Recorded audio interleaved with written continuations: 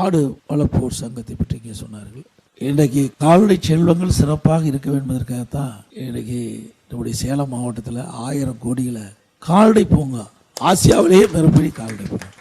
இந்த கால்நடை பூங்காவில் பசு எப்படி கலப்பின அப்படியே காட்சி பொருளாக இருக்குது. இந்த ஆட்சி விட்டுட்டார், அதோடு நிற்கிது.